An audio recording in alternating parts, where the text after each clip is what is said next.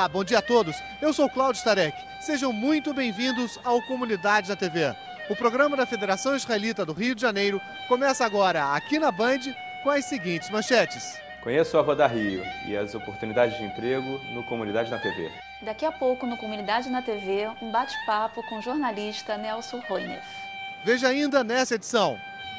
Daqui a pouco, o novo livro de Ina Gracindo, Rota do Oriente. Então você está fazendo uma dupla boa ação, né? Ao mesmo tempo você está preservando o ambiente e fazendo uma tzedakah também, uma ajuda social.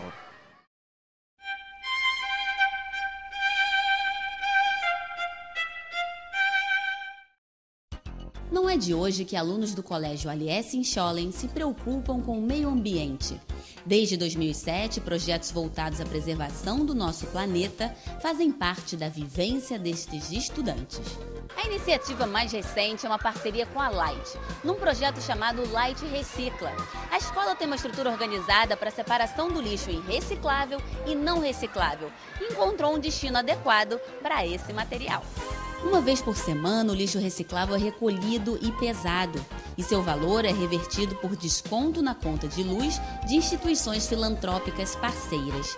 No caso do Liessin, o benefício é doado à creche Santa Marta, que recebe todas as segundas-feiras um grupo de alunos voluntários para um trabalho de ação social. A gente vai até o Santa Marta e trabalha com crianças de mais ou menos 3 anos de idade, com enfoque em desenvolver nelas uma capacidade de comunicação maior.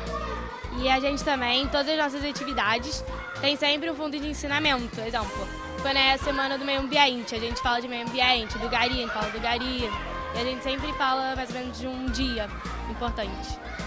E tudo isso de uma forma muito divertida. A gente pega o tema do ambiente, faz uma brincadeira, uma coisa bem que as crianças gostam mesmo. E cada semana tem seu tema e sua brincadeira sobre esse ensinamento. Para Rafael Brons, coordenador do Centro Educacional Janusz Korczak, que acompanha todas estas iniciativas ambientais do Liessin, o projeto surgiu na hora certa. A gente já tem organizado na escola a separação do lixo há muito tempo, mas a gente esbarrava sempre para onde destinar esse lixo. Então o Light Recicla caiu como uma luva, né, no sentido de que agora a gente tem um lugar que a gente pode destinar o lixo com segurança, sabendo que ele vai ser reciclado.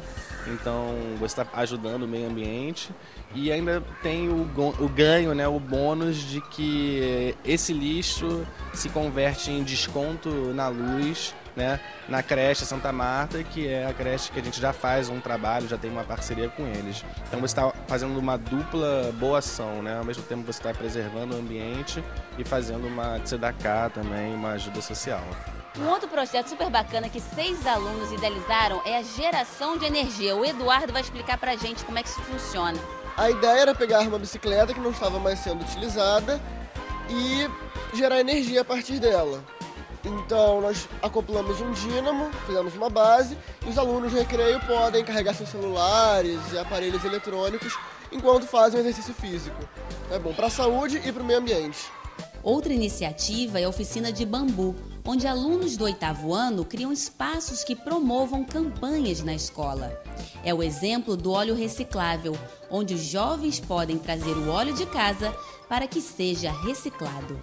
O bambu também dá suporte ao projeto de jardinagem, onde alunas do 6º ano aprendem a plantar e a cuidar do seu próprio jardim. A gente aprendeu várias coisas, como tirar pulgão e cuidar das plantas. Eu tô achando bem importante porque a gente tá aprendendo como cuidar das plantas e como plantar elas e cuidar bem delas para que não aconteça nada.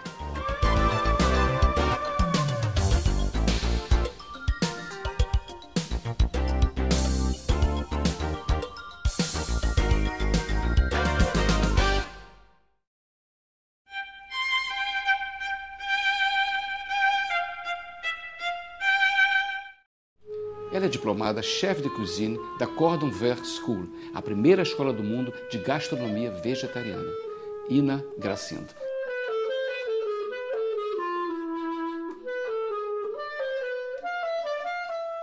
Minha trajetória, os meus avós vieram da Rússia e da România para o Brasil, eles foram morar em Pernambuco, terminaram morando em Garanhuns E a minha avó, depois que teve a minha mãe, ela adoeceu e morreu.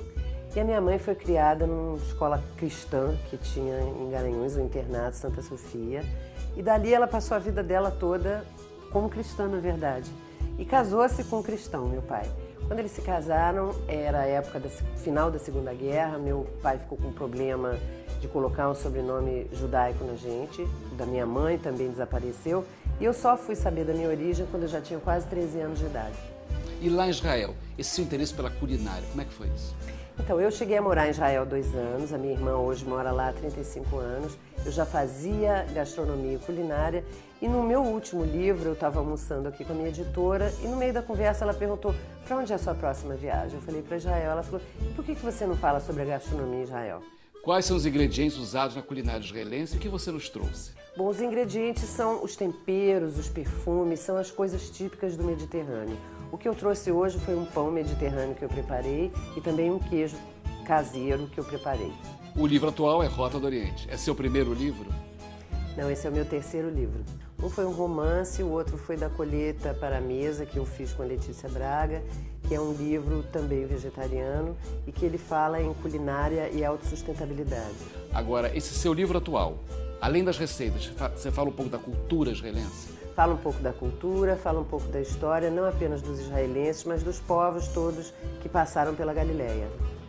Você acha que nós, brasileiros, aceitamos bem a culinária israelense?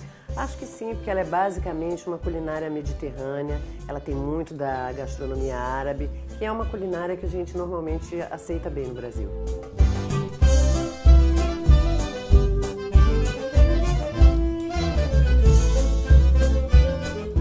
Gostaria que você deixasse uma mensagem para os nossos telespectadores que conhecessem o seu livro, que é de suma importância.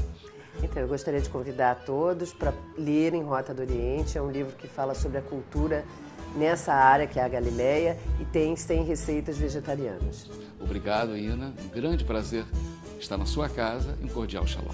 Shalom.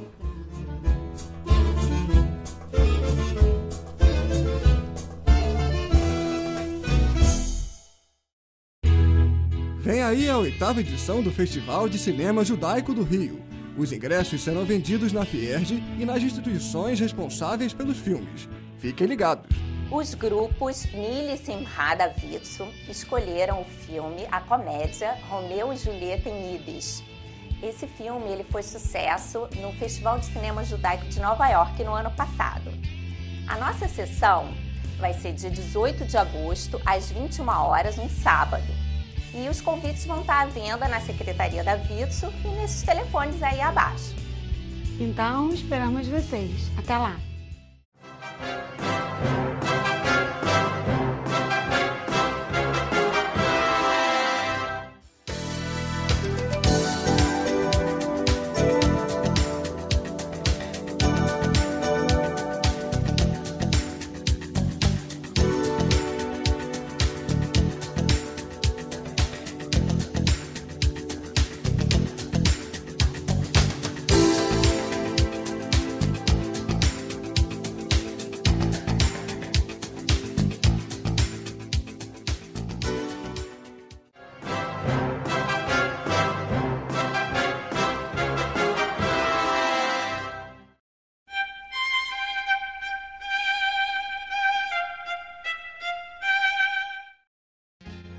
Com a chegada do Festival de Cinema Judaico do Rio, entre os dias 18 e 23 de agosto, o Comunidade na TV entrevistou o jornalista e diretor de televisão Nelson Horner, que falou sobre o festival que já está em sua 8ª edição.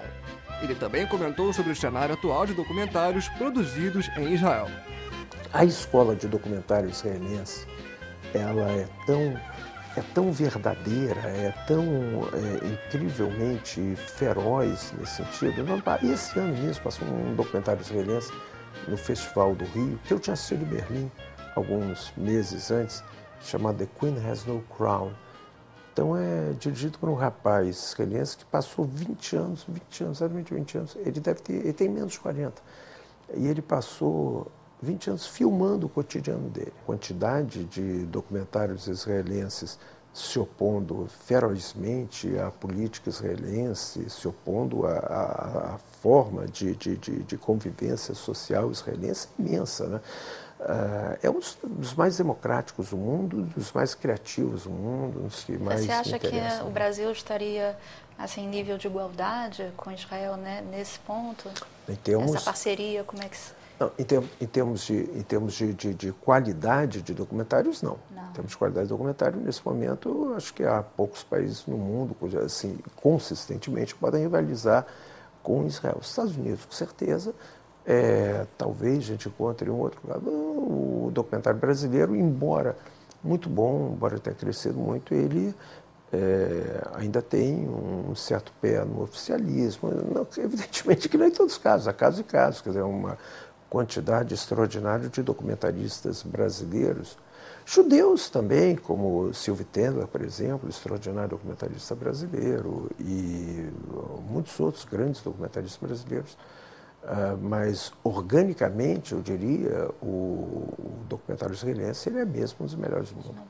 É interessantíssimo um festival de cinema judaico, a meu ver, porque ele